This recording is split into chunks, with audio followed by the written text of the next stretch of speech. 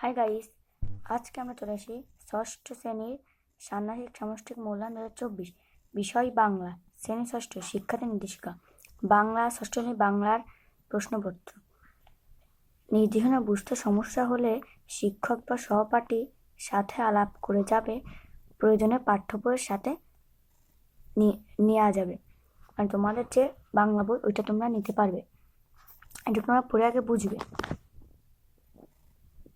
বোঝার পর তোমরা দিতে পারে এই যে প্রতিষ্ঠা বছর এইটুক পড়বে, এটা তোমাদের একটা দলগত কাজ করতে দেবে।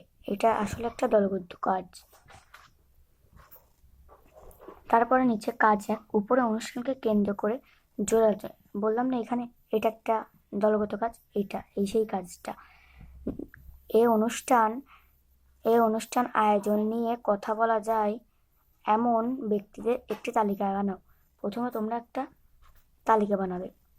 তারপরে প্রথমে নিজে নিজে একটি তালিকা তৈরি করে খাতায় লেখো। এরপর জোড়ায় থাকা সহপাঠীর সাথে আলোচনা করে নতুন কোনো ব্যক্তি খুঁজে পেলে তা খাতায় লেখো।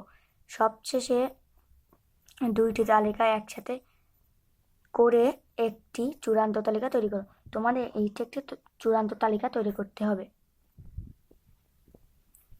তারপরে বাড়ানো তালিকা থেকে যে কোনো একজন ব্যক্তির নাম বাছাই করতে হবে।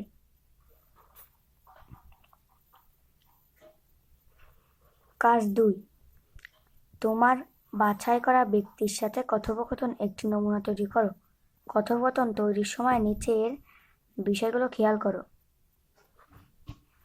কথোপকথনটি হবে তোমার বিদ্যালয়ের প্রতিষ্ঠাবার্ষিক অনুষ্ঠানকে নিয়ে।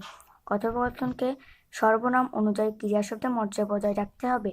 কথোপকথনকে বিবৃতিবাচক বাক্য ব্যবহার করে প্রশ্ন তৈরি করে অনুজ্ঞানবাচক আবেগবাচক বাক্য ব্যবহার করতে হবে।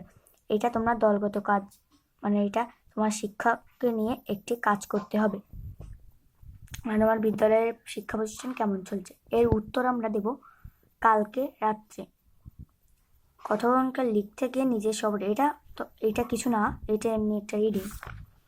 তারপরে দ্বিতীয় দেখো কাজ করো, এটা তোমরা পড়ে নির্দেশনা বুঝবে। এবার 100 শব্দের মধ্যে একটা অনুচ্ছেদ লিখবে তোমার নিজের মতন। তারপরে কাজ 3,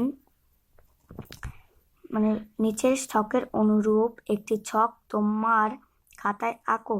তোমার অনুচ্ছেদ থেকে 5টি শব্দ নিচের ছকে বাম কলামে লেখো। শব্দগুলো কোন শ্রেণী তা ডান কলামে লেখো। শব্দের এখানে একটি ছক, এটাকে তোমরা খাতায় এঁকে তারপরে লিখবে।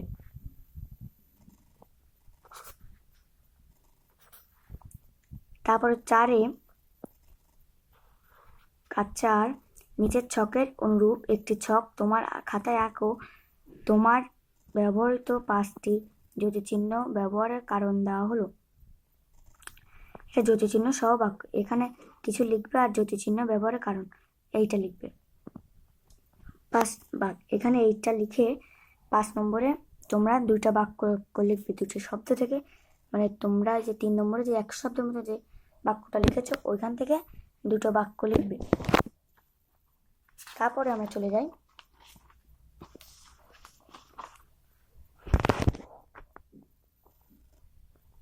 কাজ 6। এখানে তোমরা 100 শব্দের মধ্যে 2টা বাক্য লিখবে। কাজ গ, এই অনুষ্ঠান আয়োজন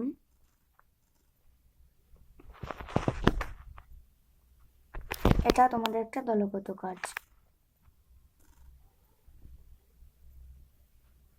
এটা তোমরা নিজেরা পড়ে নিবে। তারপরে এইখানে 5 জনের একটি দল গঠন করে শিক্ষার্থীরা মিলে তোমাদের দলগত আলোচনা বলে দেবে। সেই কাজটা তোমরা